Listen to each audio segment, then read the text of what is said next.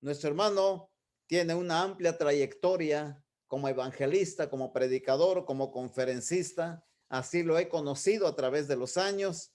Y hermanos, es un privilegio tenerlo con nosotros. Es una bendición. Un amigo personal, un hermano en la iglesia. Y me siento muy contento de presentarle y de decirle bienvenido, hermano Oscar. Predíquenos la palabra, va a disertar. En esta mañana va a disertar sobre esta observación. No mirando las cosas que se ven. No mirando las cosas que se ven. Vamos a escuchar a nuestro hermano Oscar Castro. Dios le bendiga, hermano. Adelante. Buenos días, mis amados hermanos. Muchas gracias por las palabras. Créanme que eh, siento de que más he sido un trabajador del Señor, un trabajador práctico. El tiempo, a medida que he trabajado, he podido ir aprendiendo las palabras del Señor y como dice, bien ha relatado el hermano, tengo que agradecer a un sinnúmero de hermanos en Cristo que me han ayudado en mi crecimiento espiritual, nos han ayudado no solamente a mí, sino a muchos hermanos que no los veo porque estoy con un celular, pero me imagino que están, muchos de lo que han mencionado el hermano deben estar hermanos de Santa Teresita, del Obrero, de las iglesias que él ha mencionado, deben estar entre nosotros el día de hoy con la ayuda de esta plataforma virtual. Yo les agradezco a todos y a todos también ustedes, porque todos ustedes ayudan, hermanos, a formar nuestro carácter como cristianos. El hecho de que estemos relacionados unos a otros, ahora por este medio de conocerlos, ustedes me conocen a mí, yo los conozco a ustedes, podemos compartir oraciones, cánticos y en todo eso nos relacionamos con Dios, buscamos a Dios y esta es la gran bendición que tenemos de nuestra religión cristiana, nuestra religión que sigue a nuestro Señor Jesucristo, que se estructura en esta precisamente relación, en el hecho de que nosotros buscamos a Cristo, buscamos a nuestro gran Dios y Salvador, lo estamos buscando constantemente, mientras que las otras religiones no. Muchas gracias, mis amados hermanos, y el tema es no mirando nosotros las cosas que se ven, y el texto es en 2 de Corintios, capítulo 4, versículo 18, dice, no mirando nosotros las cosas que se ven, sino las que no se ven. Pues las cosas que se ven son temporales, pero las que no se ven son eternas. ¿Te has preguntado qué tipo, mis amados hermanos, a todos, no te has, sino te han preguntado qué tipo de cristiano busca ser? O sea, ¿a dónde apuntas? Jesús dice lo siguiente, dice, si alguno quiere venir en mí, o quiere venir en pos de mí, niéguese a sí mismo, tome su cruz y sígame. Eso está en Mateo capítulo 16, versículo 24. Tenemos que dar gracias a nuestra cruz y más importante a la cruz de Él. El hermano entregará a la muerte a su hermano y el padre al hijo. Y los hijos se levantarán contra los padres y los harán morir, y seréis aborrecidos de todos por causa de mi nombre. Mateo 10, capítulo 21, versículo 22. Y aún viene la hora cuando cualquiera que os mate pensará que rinde servicio a Dios. ¿Cuán actual es esto, mis amados hermanos? ¿Cuán real en nuestros tiempos? El Espíritu mismo da testimonio a nuestro espíritu que somos hijos de Dios. Romanos 8:16. Si ser hijos es ser herederos de Dios y coherederos con Cristo, también consiste en que suframos por Él, para que con Él seamos nosotros también glorificados. Y mis amados hermanos, yo considero que los sufrimientos que pasamos hoy, que tenemos hoy, son indignos de ser comparados con la gloria que vendrá, con la gloria venidera, con la gloria que será revelada. Y que ya está en ti, y que está en ti, y que vive en ti, y que la tienes, y que la tienes ahora, cuando reflejas, cuando tratas de reflejar o cuando reflejas la gloria de Dios en tu vida, en todos los actos de tu vida.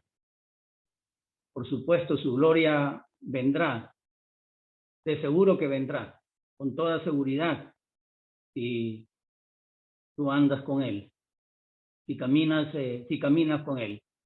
Hay otro texto que dice, porque a vosotros es concedido a causa de Cristo, no solo que creáis en Él, sino que padezcáis por Él, ¿no? Eso está en Filipenses capítulo 1, versículo 29, y es dado a nosotros, dice concedido como un regalo por tu cumpleaños, ¿no? Con su etiqueta que dice, sufrirás. Por tanto, no te avergüences de dar testimonio de nuestro Señor, ni de mí preso suyo, sino participa de las aflicciones por el Evangelio según el poder de Dios, segundo Timoteo capítulo 1, 8. Y ellos salieron de la presencia del concilio, por supuesto, está hablando de Pedro y Juan, gozosos de haber sido tenidos por dignos de padecer afrenta por causa del nombre. Hechos capítulo 5, versículo 41. Uno más, hermanos, un texto más. Llevad mi yugo sobre vosotros y aprended de mí, que soy manso y humilde de corazón, y hallaréis descanso para vuestras almas. Mateo 11, versículo 29. El hermano que me predicó, ahora hablaba el hermano de las lecciones que me dieron, el hermano que me llevó las lecciones, el hermano que me predicó las lecciones, después continuó edificándome, continuó enseñándome con la palabra de Dios. No solamente fue ahí que me bauticé, sino que él unos días más estuvo enseñándole a mi esposa y a mí, y él insistía mucho. Él decía, ¿cuál es el punto? Cada vez que yo trataba de responderle, me decía, ¿cuál es el punto? ¿A dónde te diriges? Bueno, yo me suponía que me estaba refiriendo al punto de la lectura, al punto de la lectura. Así es que yo seguía insistiéndole, bueno, y pasó después años, él regresó en otro viaje misionero y me volvió a encontrarse conmigo y otra vez continuamos las lecciones. El hermano todo el tiempo se dedicaba, muy parecido al hermano Carl Robertson, que no solamente era un hombre que predicaba de palabras, sino que caminaba, salía a caminar todos los días conmigo, a visitar, a caminar, a buscar almas. Y entonces este hermano igual, pero en el camino, en sus lecciones, se encontró que yo había ya en ese tiempo había aprendido un poco más el Evangelio, o un poco más de la palabra de Dios, y yo le trataba de responder como dándole a saber que ya ahora sí ya conocía la palabra de Dios, la palabra de Dios, lo conocía todo. Y el hermano siempre insistía, ¿cuál es el punto? Y llegó un momento que yo sentía cierta molestia por estar diciendo, ¿cuál es el punto? Y después yo le decía, ¿a qué te refieres? ¿A dónde apuntas? Me decía, ¿a dónde apuntas? La verdad que hasta ahora mismo siento, en este momento que le estoy hablando a ustedes, siento un poco de rubor, ¿no? ¿A dónde apuntas? ¿No? Y el apóstol Pablo precisamente nos da la respuesta en este versículo bíblico a eso. Pensemos en la vida de Pablo. El apóstol Pablo al principio era un hombre muy reconocido, dice la palabra que era, incluso una vez vi una dedicatoria en una tesis a él, decía hebreo de hebreos, miembro del Sanedrín, y ser miembro del Sanedrín era una persona soltera, no era algo muy común, es decir, ser miembro del Parlamento, el Parlamento judío, ciudadano romano. No, es decir, el apóstol Pablo era un hombre que tenía éxito. Hablamos de las medidas con lo que medimos hoy, el éxito. Era un hombre muy exitoso, pero cuando se hizo cristiano, él perdió toda su reputación que él tenía y comenzó una vida de sufrimiento y una vida de dificultades, y fue apedreado, fue tenido por muerto, perdón. Dice que llegó hasta el tercer cielo, y bueno, él vio cosas que ojo no vio, oyó cosas que oído no oyó, y también nos cuenta la historia de él, o su vida de él, que la Biblia, que fue flagelado 5 veces, fue apaleado, fue asaltado, en fin, un día un día y medio estuvo en medio del mar, aferrado a un pedazo de madera o a un tronco, y todos sus amigos lo abandonaron y después no tenía hogar, y podemos seguir contando estos sufrimientos del apóstol Pablo. Pero para estar en contexto, mis amados hermanos, para no salirme del contexto, creo que es más doloroso y más desanima más. Esa es la palabra desfallecer, desanima más.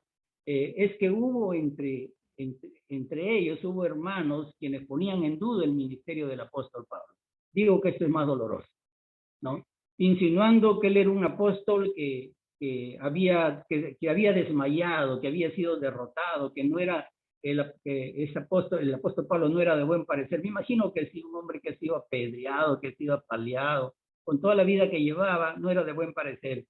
Era un hombre que tenía, como era un hombre débil, su debilidad lo mostraba como un hombre que era falto de elocuencia y además era un hombre que venía de muchas derrotas. Ustedes están entendiendo, derrotas en el sentido espiritual, y que por lo tanto él era un hombre fracasado, era un hombre derrotado. Bueno, esto según los métodos estadísticos de medición que acostumbramos a usar los hombres. O sea, en otras palabras, su ministerio, su trabajo era un fracaso. Cuando los enemigos de él, o sea, más que enemigos, los oponentes de él hicieron notar que Pablo se entregaba tanto al trabajo que su aspecto físico ya era un hombre que estaba enfermo.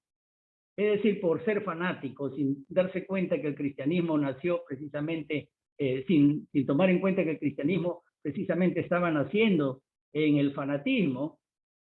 Entonces ellos afirmaron que era una figura ridícula, que en otras palabras, que era un hombre, que su cuerpo se estaba desgastando, esta es la palabra, que su cuerpo se estaba desgastando. Y eso está en el versículo, ahí en el contexto, en el 4:16. Lo vamos a leer dentro de un ratito. A la vez que él se estaba entregando y toda su vida estaba dedicada a una causa perdida. Yo me imagino que sí. Yo me imagino que su ex compañero, los judíos con los que una vez él se congregaba en la sinagoga también, lo consideraban que toda su causa era una causa perdida. Y la pregunta es, ¿cómo uno evita renunciar? O sea, ¿cómo uno evita renunciar ante estas circunstancias? ¿Cuántas veces uno quiere decir, yo digo uno, perdóname, pero los que predican la palabra de Dios, yo sé que me están entendiendo. Yo sé que cuántas veces, como se dice, vulgarmente uno quiere tirar la toalla. ¿Cuántas veces uno se ha desanimado? ¿No? ¿Cuántas veces uno ha desmayado? Entonces, la respuesta del apóstol Pablo a los que afirmaban que él era un hombre que estaba desmayado, que estaba desanimado y que era un fracaso, esta respuesta nos va a ser útil a todos nosotros, mis amados hermanos. Nos va a ser útil, este texto nos va a ser útil, este versículo nos va a ser útil a nosotros, tan al igual que le fue útil el tener este conocimiento, le fue útil al apóstol Pablo. Porque nosotros no podemos medir nuestros éxitos, que son visibles, que los podemos ver con mucha facilidad. Es muy difícil medir los éxitos en cuanto al trabajo ministerial, el trabajo espiritual. Es muy difícil medirlo, y aunque usamos métodos, muchas veces, como dije, estadísticos, es muy difícil medir lo que sucede adentro de las personas que se convierten. Estoy seguro que el cuadro es más triste el día de hoy. Estoy totalmente seguro. ¿Por qué? Porque han entrado doctrinas o enseñanzas que han invadido a todo el mundo. El positivismo es algo que está en todo sitio. Me sorprendo muchas veces encontrar el positivismo está en todo lugar. El humanismo nos ha invadido y nos ha invadido hasta la piedad. Entonces, entonces, ¿por qué Pablo, a pesar de no cumplir con todos los cánones que le exigía esa sociedad, para ser un hombre exitoso, seguía activo en su ministerio. ¿Qué fue lo que mantuvo al apóstol Pablo? ¿Qué mantuvo a ese hombre sin desmayar? ¿Qué mantuvo a ese hombre sin desanimarse? ¿Qué fue lo que lo mantuvo tan calmado y que lo mantuvo tan feliz? ¿Qué fue lo que pasó? En medio de toda la intriga, en medio de toda la violencia, en medio de toda la fatiga, en medio de todo el abandono, en medio de toda la soledad.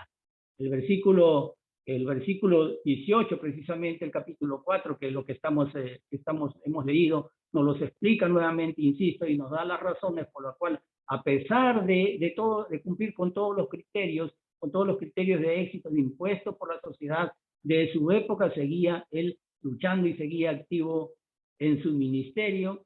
Insisto, saber estos motivos, saber estas razones, te ayudará no solamente a ser un mejor cristiano, sino también a los que no son cristianos, a hacerse cristianos y hermanos, a vivir la vida hermosa, a pesar de todas estas cosas, la vida hermosa que es la vida cristiana, una vida de vida y de vida en abundancia.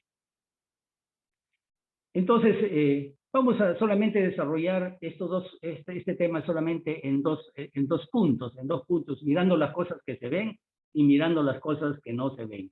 Entonces el texto dice, no mirando las cosas que se ven. Quizás un poquito bajo el contexto dice, voy a leerlo, el 16 hasta el 18. Por tanto, no desmayamos, no nos desanimamos, no nos desanimamos. Antes, aunque nuestro hombre exterior, o sea, nuestro cuerpo, se va desgastando, el interior, el hombre regenerado, el nuevo hombre, el nuevo género, el interior, ese que está en el proceso de santificación, el interior, no obstante, se renueva de día en día, porque esta leve tribulación momentánea produce en nosotros una vez más excelente y eterno peso de gloria. Imagínense, ahora hay que explicar a los jóvenes, hay que explicar qué es una balanza, porque ya no la conocen. Pero las balanzas son dos platillos que están, paralelos que están suspendidos, equilibrados perfectamente por el centro, ¿no? Y aquí quiero que se imaginen esas cosas. Y esta leve tribulación está en un lado del platillo. Las tribulaciones, los sufrimientos, la soledad, todas estas cosas van en un platillo. Pero en el otro platillo cada vez hay un más excelente peso de gloria. Cada día la gloria del Señor vive en ti. Cada día tú muestras la gloria de Dios. En todas las cosas. Entonces, en un platillo cada vez hay un más excelente peso de gloria, pero el otro lado no pesa nada, mis amados hermanos. No pesa absolutamente nada. Los sufrimientos, las fatigas, todas estas cosas, no pesa nada. No mirando las cosas, dice, no, y aquí viene el versículo, dice, no mirando nosotros las cosas que se ven, sino las que no se ven. Pues las cosas que se ven, ¿qué cosa dice? Que son temporales, o sea, son temporales, pero las que no se ven son eternas. Entonces la palabra, aquí tengamos en cuenta la palabra mirando. La palabra mirando significa apuntar hacia, dirigirse hacia. Por lo tanto, el apóstol Pablo no dice que no apuntemos hacia las cosas que se ven, sino que apuntemos, que nos dirijamos, que apuntemos hacia las cosas que no se ven. ¿Y cuáles son las cosas que no se ven? ¿Cuáles son las cosas que no se ven a las cuales no debes dirigir tu vida? Yo quiero responder con otra pregunta. ¿Cuáles son tus preocupaciones? ¿No? No las digo las de hoy, ¿no? Porque cada día tiene su propio afán. ¿Cuáles son tus preocupaciones? Esas preocupaciones que las has acumulado por muchos años. Piensa un poquito. Esas preocupaciones de las que te esfuerzas día tras día. Desde que te esfuerzas desde hace mucho tiempo. Pregunto, quizás el pago por el sueño de la casa propia. ¿No? Aparte, hay quienes también tienen el sueño de la iglesia propia, pero eso no cuenta acá, ¿no? La hipoteca de repente, el seguro, los honores, el ascenso, la bolsa de valores de repente, el Bitcoin, ahora está de moda, el Bitcoin de repente, estás preocupado por el vincoyo alegre que está subiendo, preocupado porque vaya a caer, ¿no? ¿Cuáles son tus preocupaciones? Los placeres, esos que te dicen los anuncios acerca de que una vez que pase esta época de distanciamiento que te muestran las playas paradisíacas, ¿no? Y quiero resumir también, de repente hay otras preocupaciones, las distracciones emocionales, ¿cuáles son? Bueno, si esas son tus preocupaciones, digo, es decir, las cosas por las que desmayas, esas son las cosas que tú no debes apuntar, ¿no?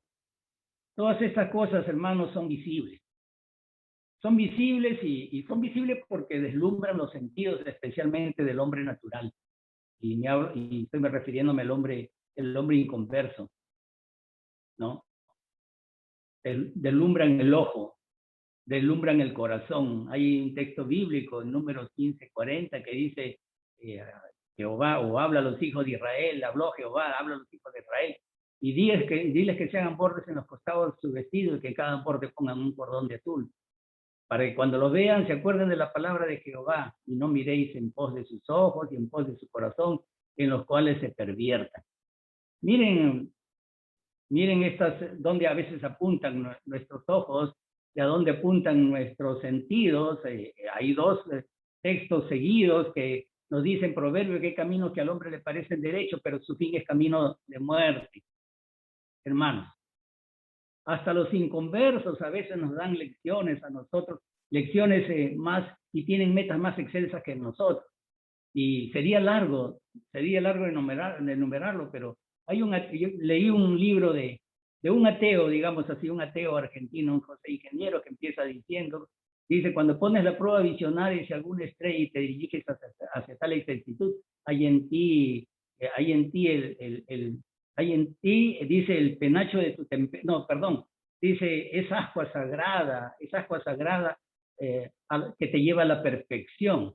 Eso es lo que dice. Esa agua sagrada capaz de templarte para las grandes acciones. Custódiala, dice, no la dejes apagar, ¿no?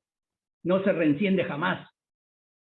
Y si ella muere en ti, dice, quedas inerte, fría, basofia, humana, ¿no? Solo vives por esa partícula del sueño que se sobrepone a miren lo que dice, que se sobrepone a lo real, ¿no? Ella es lis de tu blasón, el penacho de tu temperamento. Y esto lo dice un ateo, ¿no? Se dice que Sócrates a veces iba al mercado de Atenas, y miraba todo con atención y se iba sin comprar absolutamente nada. Y una vez el que vendía el molde ahora, como los moles de ahora, le preguntó por qué no compraba nada. Y él dijo, es que me encanta ver, hay tantas cosas tan bonitas que ver que no necesito para vivir, no necesito para ser feliz. Este es muy antiguo, ¿no? Y puedo seguir esta lista, mis amados hermanos, de hombres que nos enseñan a no mirar las cosas que se ven. Y nosotros como cristianos, pues debemos tener metas mucho más perfectas, más excelsas. Estas son las cosas visibles, mis amados hermanos, que la mayoría de la gente apunta en su vida, pero la persona que quiere ser cristiana, el cristiano que quiere hacer su vida cristiana, el cristiano que quiere un éxito como tal, entonces no debe apuntar hacia estas cosas que se ven. Su blanco y su meta debe ser excelsas, hermano, en este mundo perdido. Él debe mirar más allá de este mundo visible a lo invisible si desea tener éxito en la vida y en la vida cristiana como el apóstol Pablo. Y veamos las cosas que no se ven, y volvemos al mismo texto, no mirando nosotros las cosas que se ven, sino las que no se ven. Pues las cosas que se ven son temporales, pero las que no se ven son eternas. Debemos apuntar, hermanos, hacia las cosas que no se ven, porque las cosas que se ven, como hemos dicho, son temporales, o sea, duran poco, duran muy poco, duran por un rato. Las cosas que se ven solamente duran un tiempo corto y las cosas que se ven son eternas. ¿Cuántas cosas que no se ven? Vemos cosas que vemos y nunca van a durar, hermano. los edificios, todo lo que vemos que nos parece sólido, todo tiene su tiempo. El fierro tiene su tiempo de fatiga, El fierro llega un momento que ya no sirve, ya se cansó, se fatigó, por decirlo de esa manera. No hay nada, hermano, no hay nada. No hay nada que pueda durar, nada que pueda durar. Pero debemos ajustarnos al contexto y rápidamente solamente diremos, porque en el contexto, lo dejo para ustedes, lean los versículos 17 al 18, el contexto. Entonces vean ustedes que solo diremos que la eternidad, en este caso, la eternidad se manifiesta al dar testimonio en el Evangelio a pesar del sufrimiento, incluso de la muerte. En los versículos 2 y 13 lo explica. La eternidad se manifiesta, hermanos, en que seremos resucitados para vida eterna, Zoe, para aclararlo, en el versículo 14. También se manifiesta esta eternidad, estas cosas que no son temporales, se manifiesta en acciones de gracia, en el versículo 15. Y estas cosas se refiere también, hermanos, a los versículos 7 y 9 que están ustedes viendo ahí. También se manifiesta en la renovación del hombre interior, en la medida que nosotros nos vamos renovando, está en el versículo 16, y por supuesto en las cosas que no se ven, que estamos leyendo en este momento. ¿Qué hay de seguro en esta vida, hermano? ¿Qué hay de seguro en las cosas? Dice ahí en segunda de Pedro, mis amados hermanos, en el capítulo 2, 3 al 10, solamente una parte voy a leer. Dice, los cielos pasarán con gran estruendo y los elementos ardientes serán deshechos, y la tierra y las obras que en ella hay serán quemadas. Así como fueron hechas, así también serán deshechas. Y nuestro Señor Jesucristo puso un ejemplo acerca de aquel hombre el hombre insensato, aquel que construyó la casa sobre la arena, y vinieron vientos, vinieron ríos, soplaron vientos, y dieron con ímpetu contra aquella casa, y cayó, y dice nuestro Señor Jesucristo que fue grande su ruina. Entonces, y Santiago dice que nuestra vida ciertamente es como neblina que aparece un poco de tiempo, unos cuantos minutos, unos cuantos minutos, y luego se desvanece. Eso está en el libro de Santiago, capítulo 4. Entonces, las cosas que no se ven, hermanos, que no se ven, son eternas. Eso es lo que quiere decir. Hay muchos textos de eso. El Salmo 90 es un hermoso salmo que se dice que es de Moisés, que nos dice que antes que naciesen los montes y formase la tierra y el mundo, desde el siglo hasta el siglo, nos está hablando de la eternidad de Dios. El siglo tú eres Dios, porque 1000 años delante de tus ojos son como el día de ayer que pasó y como una vigilia en la noche. Saca la cuenta cuánto tiempo estamos nosotros aquí, ¿no? Entonces, y podemos ver, hermanos, que la eternidad, o quizás con una pregunta: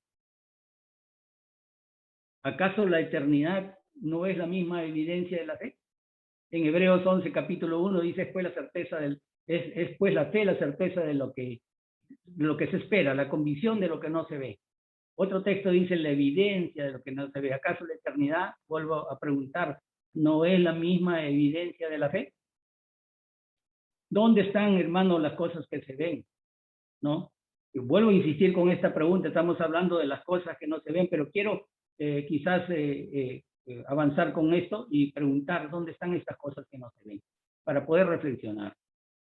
Hay estudiosos, exégetas, o vamos a ver comentaristas quizás, que dice que es donde está Cristo, y la respuesta donde está sentado precisamente a la diestra de Dios. Ahí están las cosas que no se ven. Sí, pues hay un texto en Colosenses capítulo 3, versículo 1 y 2, que ustedes lo conocen, y pues habéis resucitado. Está hablando a nosotros los cristianos, por supuesto dirigiéndose a los cristianos de Colosas. Dice, buscad las cosas de arriba,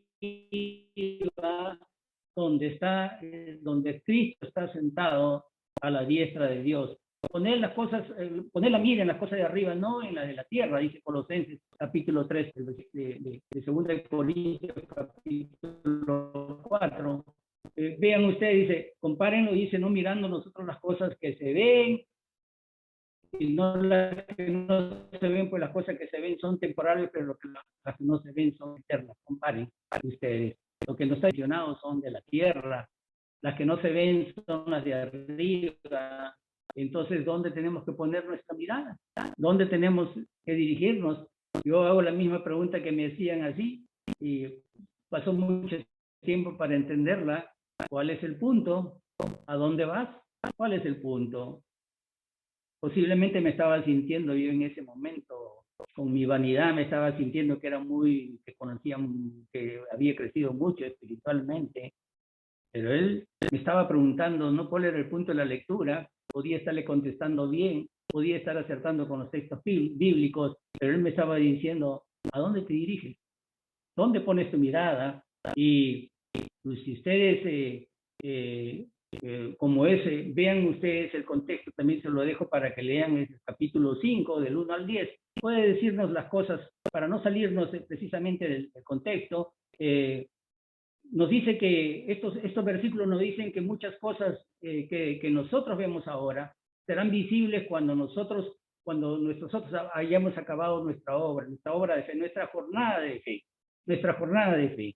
Un día nosotros recibiremos nuestra herencia y nuestra herencia será un edificio, una casa no hecha de manos. Eso es lo que se entiende ahí. Una casa no hecha de manos, una casa eterna en los cielos.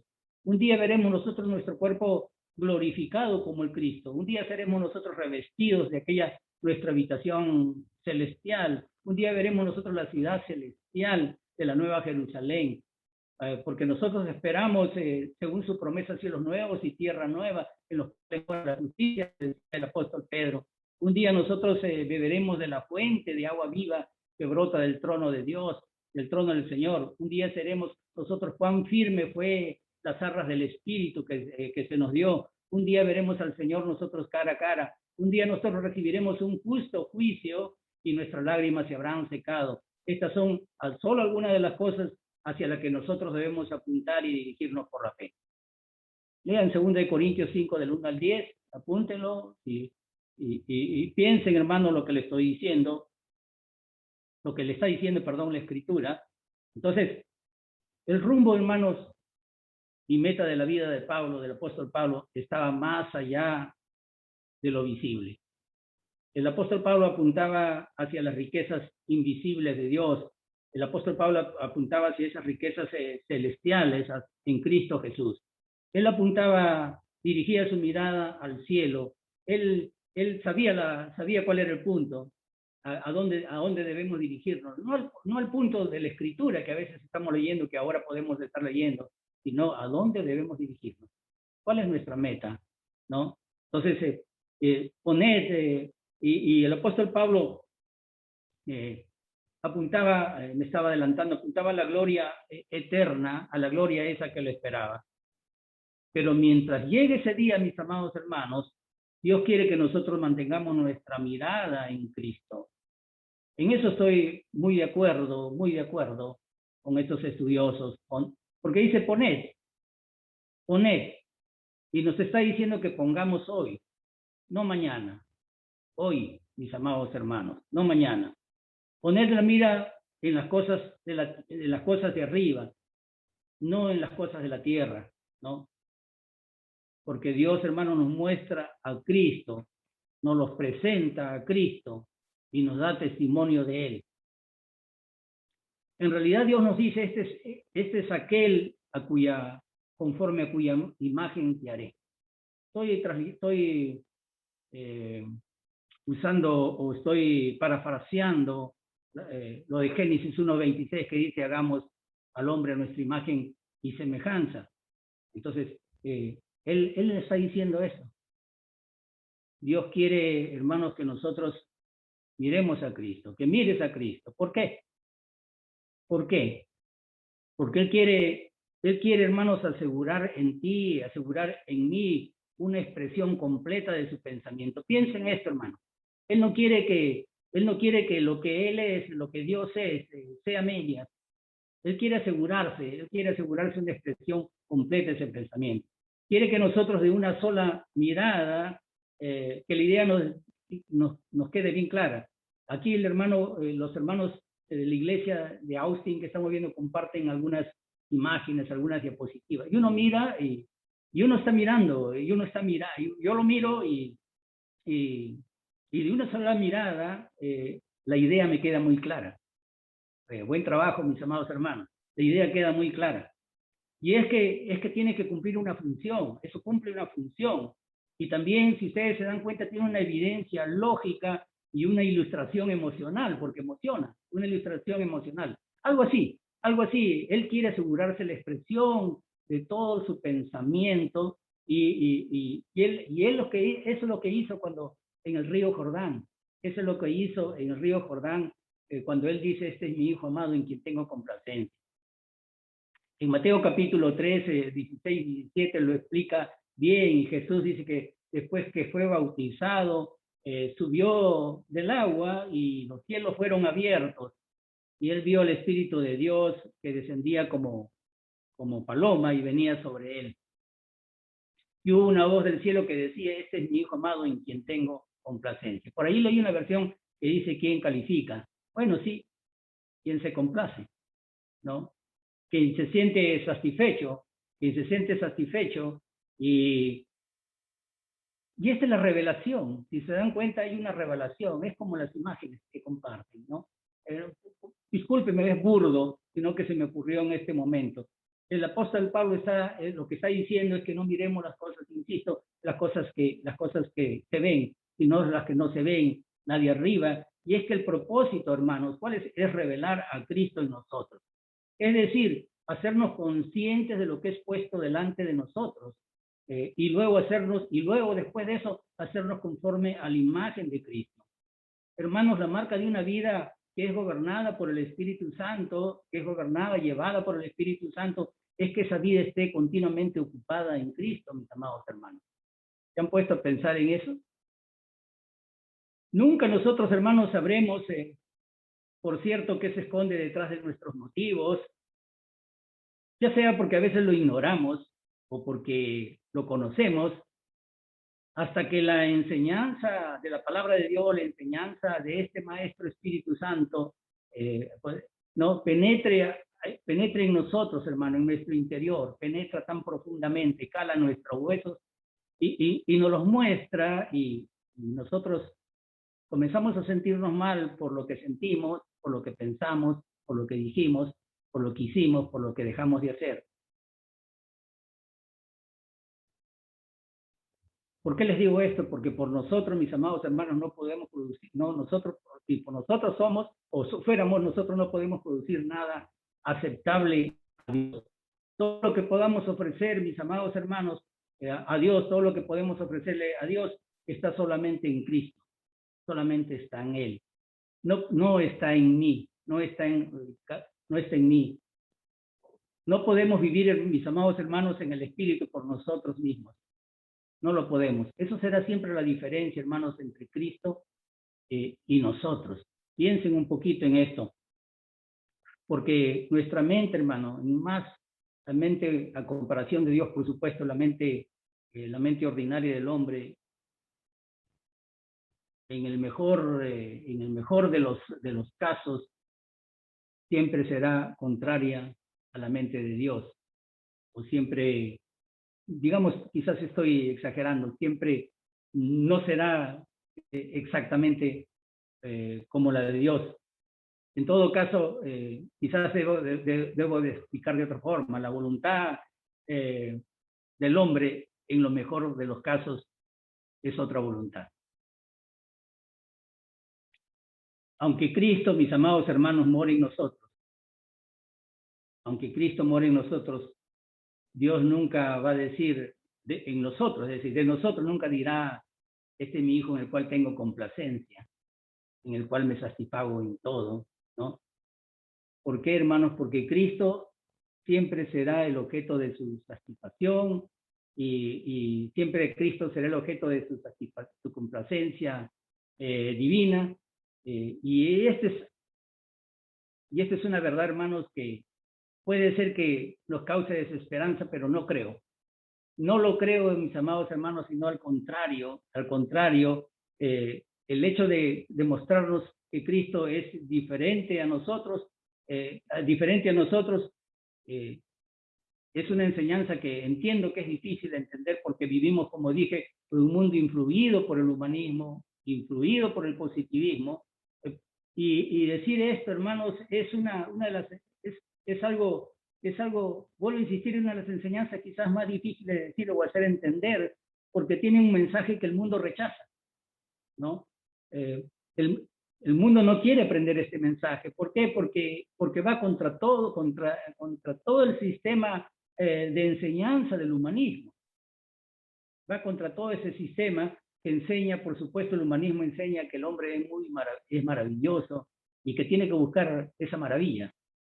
Entonces,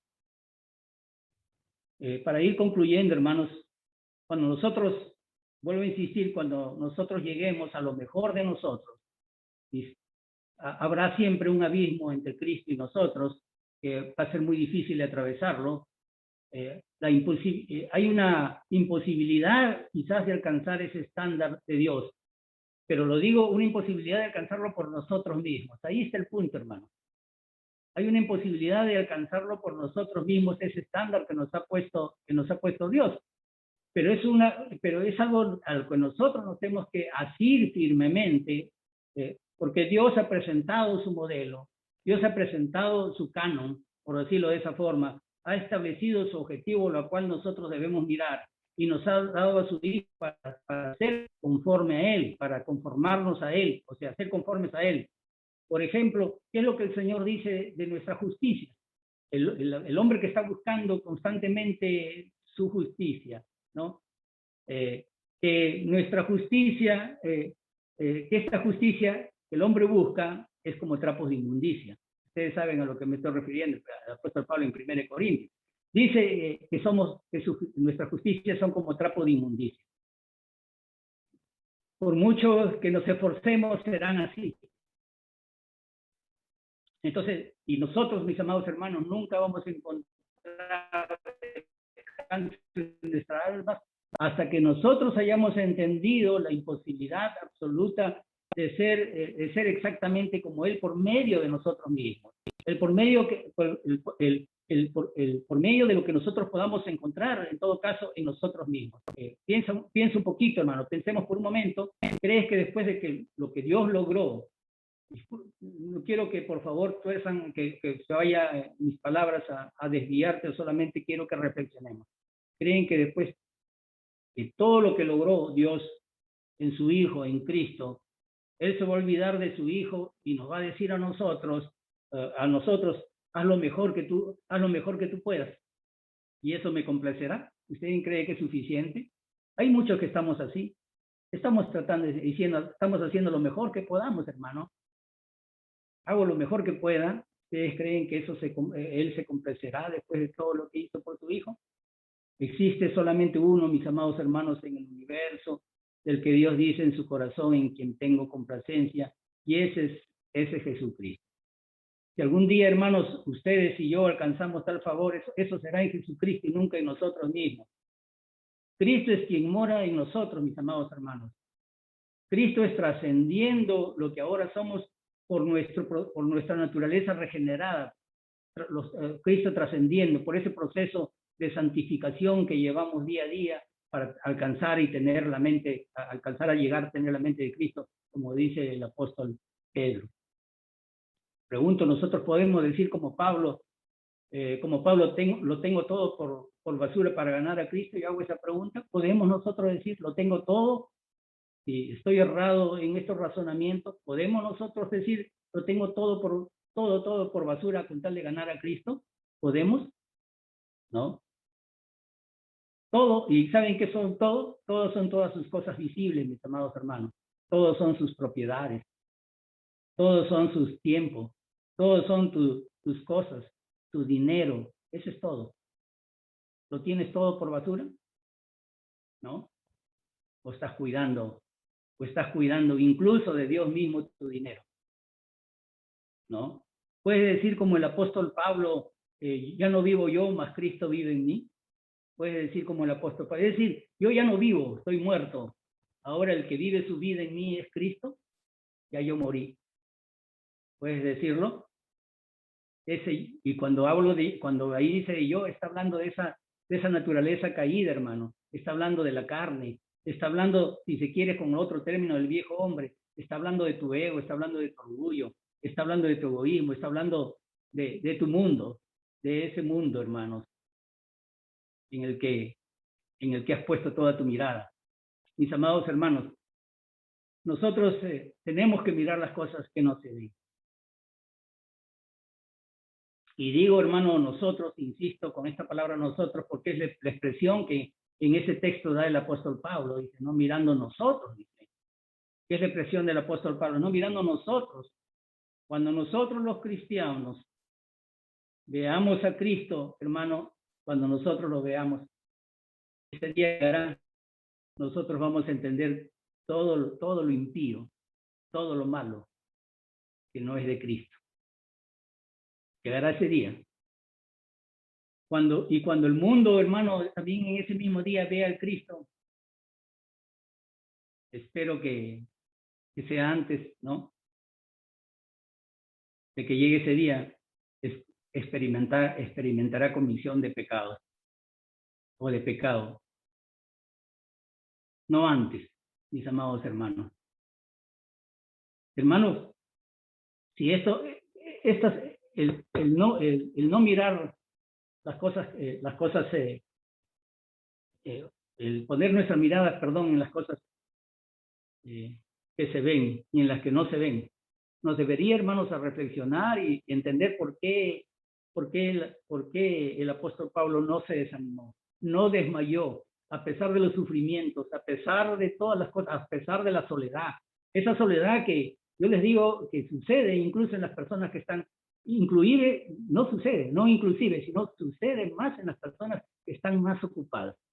Pueden creer que las personas, lo dicen los psicólogos, los que han estudiado estas emociones, dicen de que las personas que están más ocupadas en los negocios, más ocupadas en los trabajos, más son las personas que se sienten más solas.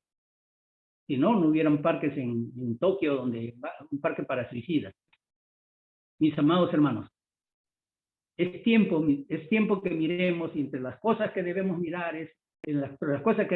hermanos, es el hecho de que podemos ser hijos de Dios, podemos ser herederos de esas promesas que hemos visto, de estas cosas que no se ven para nosotros.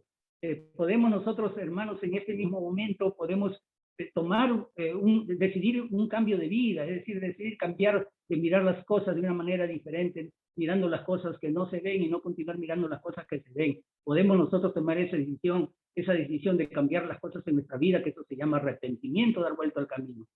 Nosotros podemos, hermano, en este momento ejercer nuestra fe o creer en nuestro Señor Jesucristo como Señor y Salvador de nuestra vida. Y nosotros podemos también hacer una confesión de fe, de que creemos en ese Cristo Jesús, que como Él así resucitó de los muertos, así también nosotros vamos a resucitar como Él. Y no solamente eso, hermanos, sino que si nosotros también vamos y morimos y cargamos esa cruz que no queremos cargar, o esa cruz que a las finales estamos llevándola por terquedad. Si nosotros queremos esa cruz, que no la debemos llevar, pero sí podemos llevar la cruz de Cristo. Es decir, esa cruz que es fácil y ligera para nosotros, que es ir a las aguas del bautismo, ser crucificado como Cristo fue crucificado en esas aguas del bautismo, ser sepultado como Jesucristo fue sepultado, y salir de las aguas del bautismo para andar en vida nueva. Hermanos, esto es ver las cosas que no se ven. Que Dios lo bendiga, y si usted se ha animado, hermano, y si usted lo ha tomado la decisión de un cambio de vida, de mirar las cosas ahora que no se ven, ahí están los hermanos, ustedes pueden ir donde quieran. Yo sé que aquí en muchos lugares están reunidos, pueden ir, hermanos, y buscar a los hermanos, que ellos le ayudarán para que usted nazca de nuevo y sea bendecido y tenga una vida, ahora sí, en abundancia y eternamente. Que Dios lo bendiga, mis amados hermanos.